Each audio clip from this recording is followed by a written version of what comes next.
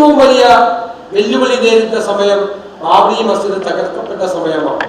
ഒരുപക്ഷെ ഈ വലിയ മനുഷ്യൻ അന്നില്ലായിരുന്നുവെങ്കിൽ കേരളത്തിന്റെ രാഷ്ട്രീയ സാമുദായിക ചരിത്രത്തിലും കറുത്ത പാടുകൾ വീരുമായിരുന്ന ഒരു അന്തരീക്ഷം അന്ന് നിലവിലുണ്ടായിരുന്നു. ഒരു ക്ഷേത്രത്തിന് പോലും കേരളത്തിൽ ദോഷം വരരുത് എന്ന് പറഞ്ഞ് മുസ്ലിം ലീഗ് പ്രവർത്തകരോട് കേരളത്തിലെ ക്ഷേത്രങ്ങൾക്ക് കാവൽ നൽകാൻ പറഞ്ഞ ചരിത്രത്തിലെ ഏറ്റവും അത്ഭുതകരമായ വിസ്മയകരമായ നിലപാട് ചരിത്രത്തിൽ രേഖപ്പെടുത്തിയിട്ടാണ് ശിഹാബ് തങ്ങൾ പോയി. പ്രിയങ്കരനായിരുന്ന പാലക്കാട് ശിഹാബ് തങ്ങൾ നമ്മളെ വിട്ടുപിരിഞ്ഞിട്ട് 1.5 പതിറ്റാണ്ട് കാലം കഴിഞ്ഞു. പക്ഷെ ഇന്നും ഒരു തീക്ഷ്ണമായ ഓർമ്മയായി, സ്മരണയായി കേരളത്തിലെ മുഴുവൻ ജനങ്ങളുടെയും മനസ്സിൽ അദ്ദേഹം നിൽക്കുന്നു എന്നുള്ളതാണ് ആ ജീവിതത്തിന്റെ ഏറ്റവും വലിയ പ്രസക്തി.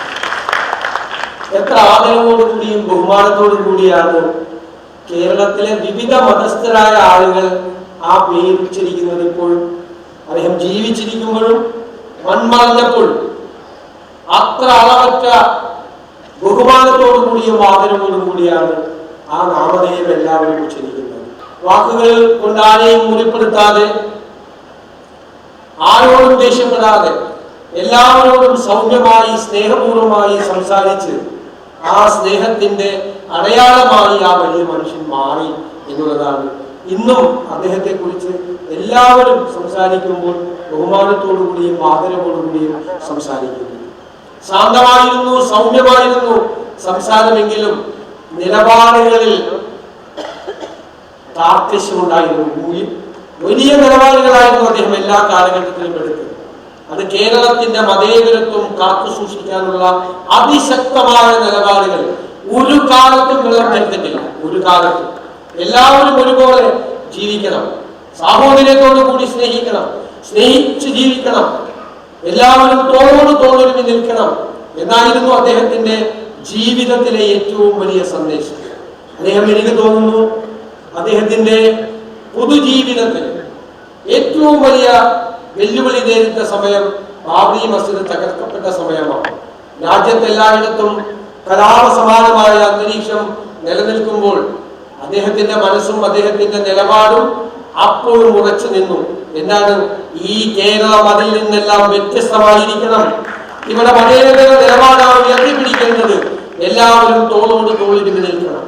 ഒരുപക്ഷെ ഈ വലിയ മനുഷ്യൻ അന്നില്ലായിരുന്നുവെങ്കിൽ കേരളത്തിന്റെ രാഷ്ട്രീയ സാമുദായിക ചരിത്രത്തിലും കറുത്ത പാടുകൾ വീരുമായിരുന്ന ഒരു അന്തരീക്ഷം അന്ന് നിലവിലുണ്ടായിരുന്നു, ഒരു സാമൂഹ്യ അന്തരീക്ഷം.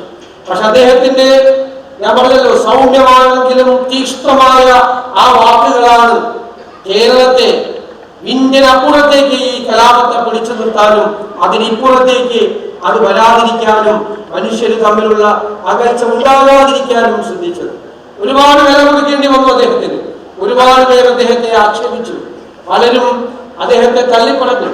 ആ തീവ്രവാദപരമായ നിലപാട് അദ്ദേഹം എടുത്തില്ല എന്ന് പറഞ്ഞു. അപ്പോഴും സൗമ്യമായി പുഞ്ചിരിച്ചുകൊണ്ട് ഒരു ക്ഷേത്രത്തിന് പോലും കേരളത്തിൽ ദോഷം വരരുത് എന്ന് പറഞ്ഞ് മുസ്ലിം ലീഗ് പ്രവർത്തകരോട് കേരളത്തിലെ ക്ഷേത്രങ്ങൾക്ക് കാവൽ നൽകാൻ പറഞ്ഞ ചരിത്രത്തിലെ ഏറ്റവും അത്ഭുതകരമായ വിസ്മയകരമായ നിലപാട് ചരിത്രത്തിൽ രേഖപ്പെടുത്തിയിട്ടാണ് ശിഹാബ് തങ്ങൾ പോയത്. ഒരു സംശയവും വേണ്ട, ആ നിലപാടാണ് ഇന്ന് കേരളത്തെ മുസ്ലിം ലീഗിനെ, ഇന്ത്യൻ യൂണിയൻ മുസ്ലിം ലീഗിനെയും ആ ഒരു വലിയ എല്ലാവരും അംഗീകരിക്കുന്ന ഒരു രാഷ്ട്രീയ പ്രസ്ഥാനത്തിന്റെ പദവിയിലേക്ക് ഉയർത്തിയതെന്ന കാര്യത്തിൽ സംശയമില്ല. അദ്ദേഹം ആ ഉണ്ടാക്കിയ ചില ചരിത്രങ്ങൾ, ചില പാരമ്പര്യങ്ങൾ, കാരണം ഇന്ന് ഇന്ത്യയിലെ രാഷ്ട്രീയ പ്രസ്ഥാനങ്ങളിൽ, ഞാൻ അസൂയയോടുകൂടി പറയുന്ന ഒരു കാര്യമാണ്, ഏറ്റവും കൂടുതൽ കാരുണ്യ പ്രവർത്തനം നടത്തുന്ന ഒന്നാമത്തെ രാഷ്ട്രീയ പ്രസ്ഥാനം ഇന്ത്യൻ യൂണിയൻ മുസ്ലിം ലീഗാണ്. ഞാൻ കോൺഗ്രസ്സുകാരോട് പറയാനുള്ള അവസ്ഥയിലാണ്, ഞങ്ങൾക്ക് കുറച്ച് അസൂയ ഉണ്ടാക്കാൻ. കാരണം നിങ്ങളത് ആ ഭംഗിയായി അസലായിട്ട് ചെയ്യുന്നുണ്ട് കേരളം മുഴുവൻ. അതിന് അദ്ദേഹം